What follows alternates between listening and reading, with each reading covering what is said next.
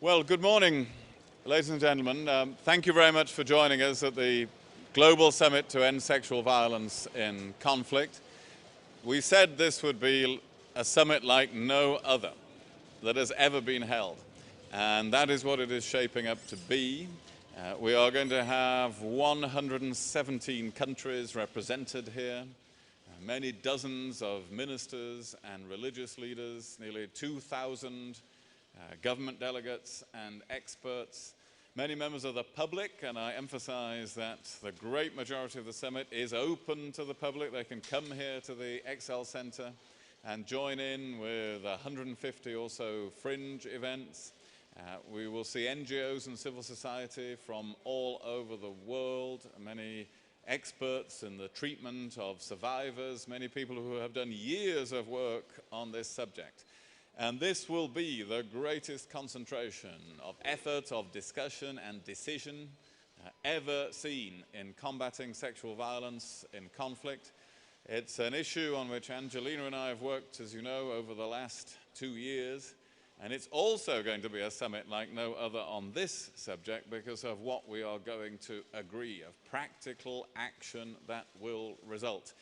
The new international protocol that will set standards internationally for the documentation and investigation of these crimes. The plans by specific countries to change their laws, to train their armies, to push their prosecutors, to take the necessary action. The support for the survivors of sexual violence that we will encourage others to join us in expanding, and the change of global attitudes that we are trying to bring about. All of these things we hope to see this week at the summit, and so we welcome the great interest from the media, which is a crucial part of what we are trying to do. You'll hear more. We'll speak at greater length when we open the Fringe a little while later this morning, but I'll hand you over to Angelina for a few remarks. Let me just, I'm so happy to be here.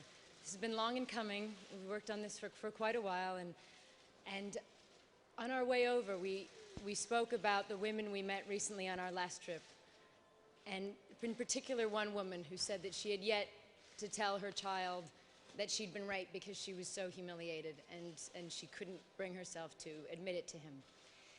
And she felt that having had no justice for her particular crime in her particular situation, and having seen the actual man who raped her on the streets free, she really felt abandoned by the world. And so on the way over, we thought, what is she going to think of this day? This day is for her. And so we are so happy you're here. We're very, very grateful.